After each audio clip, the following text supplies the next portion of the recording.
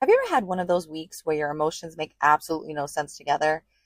Like one minute you're screaming and crying weirdly because the Knicks are going to the finals for the first time in 27 years. Your family's laughing, your kids are happy, and then the next minute you're buying clothes for a memorial, a celebration of life. And I guess that is life. That's adulthood. It's a bit ghetto in this hood, but being able to truly thrive in it, that's power. And nobody really prepares you for the emotional whiplash of literally just being alive. Like one minute you're crying, or I'm crying, over some TikTok videos about sibling age gaps and getting all nostalgic about my babies growing up. And the next minute I'm screaming because it's 10 o'clock at night. Everybody was supposed to be in bed an hour ago. And that's when somebody remembers there's family homework due tomorrow. Or that they need a haircut for the school concert tomorrow. Or that tomorrow is some special theme day at school nobody told me about until the literal last second. So now I'm digging through drawers like a crazy person looking for a t-shirt my son decides to tell me he wore 4 days ago. And we hadn't done laundry yet. And somehow this all becomes mommy's emergency. And listen, I know the notices went out. I know they told us already. Teachers in schools are actually amazing about trying to keep kids engaged and make things fun. But excuse me, I barely survived a regular Tuesday. In this case, a Wednesday. So welcome back to Prosecco Queens Podcast. I'm Teresa, your host, and tonight we're talking about the absolute chaos of life and all the healing and trauma, cynicism, grief, and relationships, and somehow still finding reasons to laugh in the middle of all of it. Welcome to my cave, as you can see, for the YouTubers. So last episode, we talked a lot about triggers, life struggles, healing, and how you can always come back to yourself or maybe even find yourself for the first time at any age. And I've been thinking about that conversation all week because I had a really honest discussion with my therapist recently that kind of hit me harder than I expected. I realized somewhere along the line, I've become cynical, not bitter, not hateful at all, but cynical. And that kind of scared me a little bit because I used to be the girl who believed in love so deeply that I would overlook red flags the size of Times Square. I was the queen of, oh, well, maybe he's just going through something. And realistically, there was a shift. And now, sometimes I look at those long-term relationships online and in person where people are constantly posting, bragging, talking about how everything is so perfect and everything they do is couples. And my brain immediately goes, oh, really? How many of those men are secretly talking to other women online right now? And I hate that sometimes that's where my brain goes. Because I know there are good men out there. I know healthy relationships exist. I know not everybody cheats, lies, manipulates, gaslights, or treats marriage and commitment like some kind of a group project. But trauma changes the way you view safety. And that's real talk. I think for so long I was out there trying to prove I was lovable, desirable, wanted, sowing my wild oats, dating, trying to make things work, and trying to see the good in people. And now?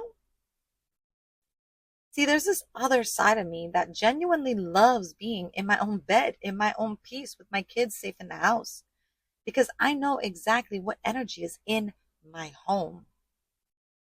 There is something deeply peaceful about not wondering what somebody's doing behind your back while you're sleeping next to them. See, that shit changes you. And not in a good way, like literally at all. See, and something happened this morning that honestly hit me harder than I expected. Shocking, right? My kids and I were driving past the Walgreens by our house. And for the first time, my son asked me, Mom, what used to be there? We've lived in Parsippany a long time. And I told him it used to be a Mandy's. Now listen, if you know, you know. That store used to be one of my favorite places. And suddenly I remembered something I hadn't thought about in a lot of years. See, about 15 years ago when I was with my daughter's father, after work sometimes before going home, I would stop there and just walk around for like half an hour in secret. Not really shopping because you needed money for that, but I was just existing. And at that time, I didn't even realize what I was doing. But now I realized I was decompressing before walking into so much of that heaviness I was going home to. before walking into tension, before walking into emotional exhaustion, before walking into the kind of relationship where your nervous system never fully relaxes. And I think so many people have their version of that.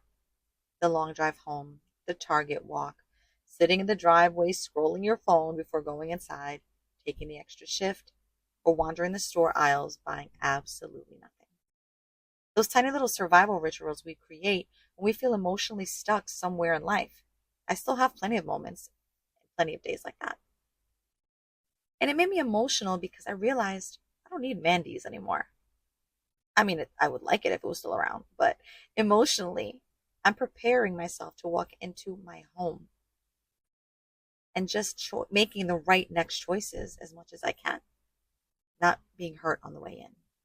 And I want to be careful here because this isn't a men are trash episode. That's not what this is. This is about acknowledging how betrayal trauma changes your nervous system and the way you view everything. It changes what feels safe. And sometimes healing swings you too far in the opposite direction before you can find balance again, even years later. I had to ask myself, am I protecting my peace? Or am I building emotional walls so high nobody can reach me anymore? It's a hard question. And I got to tell you, it's not one that I really like to think about very often. See, life has a funny way of confirming your growth in the weirdest places. Because tell me why I'm at my son's barber appointment. Literally yesterday, the last minute one I was talking about. I'm already overstimulated because moms are basically unpaid project managers for everybody's life. And somehow the conversation with the barber was him telling me that the last time my ex was there, he was telling people we didn't work out because I was difficult, quote unquote. Let me just say the barbers did not understand that one, but I sure could. I mean, I know myself. But, sir, I wasn't difficult. I just needed a partner instead of another grown-ass child to raise that I didn't give birth to. And that, unfortunately, is what some people would call difficult. Accountability, standards, boundaries, expectations. And listen, I'm truly not even angry anymore. That's the crazy part. I genuinely don't care enough anymore to fight about history. Because at the end of the day, if somebody thought the grass was greener somewhere else, they're free to go, completely feel free to go water that lawn. I am not crying over it. I did for a long time. Because I stayed here building. And listen, my house is still chaotic. Right now, the same 3 water bottles I've asked my son to throw out are probably still sitting on his desk. The damn lizard always has to eat. And while my daughter actually sometimes may do the things when I ask her to do them, she forgets to write on the calendar. So then 2 days later, we're all standing there like, wait, did anybody feed the lizard? This is a daily thing. And God forbid, I need to use the bathroom because I have to wait 10 minutes, making sure everybody goes first, just so I can get 30 seconds of peace. Then privacy. And my kids are 10 years apart. And somehow, this part kills me every time. Still nobody in this house knows where the scissors are. Ever. But it's our chaos. It's our peace. And what's interesting is, this is where the dichotomy of life really hit me. Last weekend, we celebrated my uncle turning 65 and my dad turning 68 with the kids and the family and the arcade and the noise and the chaos and the laughter. And it was beautiful. The Knicks swept the Cavaliers, like I mentioned earlier, and are heading to the finals. And New York City and New York sports fans feel alive again. And for a minute, we remembered all what hope truly feels like. And then this weekend, I'm attending 2 memorials. 2 people gone too soon. My close girlfriend's mother from cancer, and one young man whose family is very close with ours, who wasn't even 40, after a devastating battle with ME/CFS. Both very different, devastating, and debilitating illnesses, which people really do not understand the severity of unless they've witnessed it firsthand. And suddenly life sometimes feels unbearable and heavy again. Nobody pauses your responsibilities because your heart hurts. The school functions still happen. The haircut appointments still need to happen. And those damn bills, they just don't stop. I'm trying to manage work, kids, schedules, bills, 3 calendars, remembering if the lizard ate, and whether anybody has some damn clean socks. We still have to go to work at jobs that drain our souls because healthcare in America basically said, good luck surviving without unemployment. And there's something deeply dystopian about answering Teams messages while actively having an existential crisis. Like, yes, Karen, I care so much about that spreadsheet while I'm questioning the meaning of my life. And honestly, I think what surprised me most is realizing that sometimes healing and grief completely exist together. Because when I look back now, I don't necessarily feel heartbreak anymore. But I do still feel grief sometimes. Not for the relationship itself, but for the life at the time I thought we were building and the life I had dreamed of. And I think that's one of the strangest parts of living in these meat suits. Realizing there are so many different kinds of grief, not just death. We grieve relationships, we grieve marriages, we grieve dreams, we grieve versions of ourselves, we grieve futures we thought were guaranteed. And sometimes we grieve people who are still alive. Sometimes the grief is realizing the person you loved never fully existed the way you believed they did. And that's a really hard thing to explain unless you lived it. And maybe that's why this week hit me so hard emotionally. Because life has felt like every possible emotion happening at the exact same time. 7 days, 3 birthday get-togethers, 1 school concert, 2 celebrations of life, and many existential crises. And suddenly you're reminded that grief truly is woven into life itself. Not just our personal grief, but watching the people we love grieve too. My best friend grieving her mother. My sister grieving her best friend's little brother. And there's this helplessness in watching people you love carry pain you can't fix for them. And somehow in the middle of all of that, you still have to find moments to live and laugh. I know, live, love, laugh. I'm such a freaking millennial cliche. But it's all there. That mental freaking load. And honestly, I think some of us learned about survival younger than we were supposed to. Shit, I know I did. I remember being a little kid and hearing my mom say, maybe one day I'll finally pay off these bills. That's it. There was never any more discussion, and I didn't question it. And I genuinely remember being confused by that because in my kid brain, I was thinking, but wait, how do you pay off bills? Like, doesn't the rent come every month? Doesn't the electricity bill come every single month? Doesn't the phone bill keep coming? I didn't even fully understand debt yet. Shit, I still don't. I didn't understand interest or credit cards or financial stress or adult pressure. How could I? I just understood that grown-ups were tired and not much fun all the time. And it's funny looking back now because it really says a lot about how we were raised and what we absorb as children without even realizing it. I grew up in a household with 2 parents, 2 incomes, 2 and not 4, and still a lot of dysfunction, stress, tension, and survival mode. And now here I am raising my own kids, mostly by myself, trying to do things differently where I can. Not perfect, just differently. I don't hide life from my kids completely. Obviously, they don't need adult burdens put on them, but I do believe in teaching them cause and effect, choices, accountability, thinking for yourself, and the understanding that actions have consequences. And also understanding that life is both difficult and beautiful. Because one day they're going to grow up and realize adults are all just trying their best while carrying invisible things.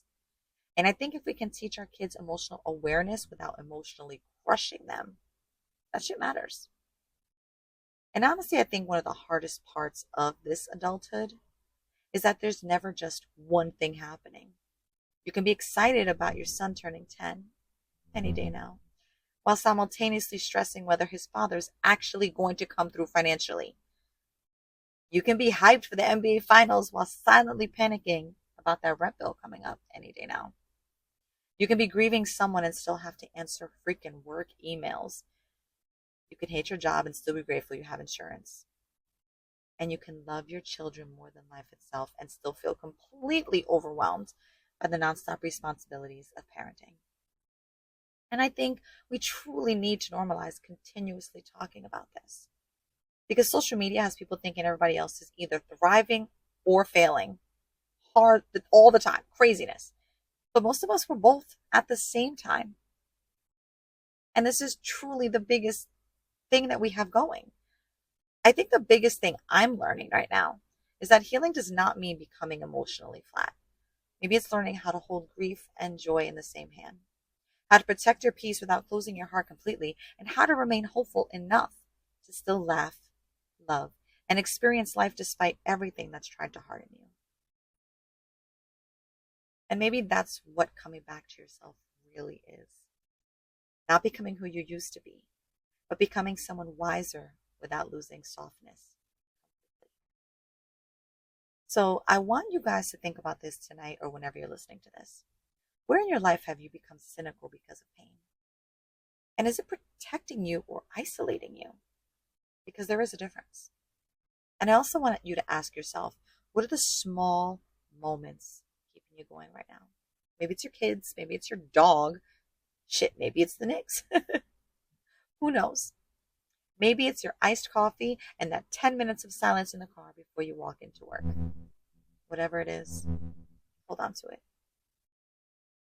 I read something today from a book called Detoxify that I want to share with you before closing. And it says, in the end, I think the greatest love story is the one you build with your own life. The one where you stop abandoning yourself to be chosen. The one where you become the place you run to instead of the place you run from. The one where your heart learns that it can break and still remain beautiful. That kind of love will not save you from pain, but it will make sure pain never becomes the end of you. I love that. Thank you guys for spending this time with me tonight. As always, this is Prosecco Queens Podcast, where healing is messy, growth is complicated, and we keep it honest. In the cave I'm in right now.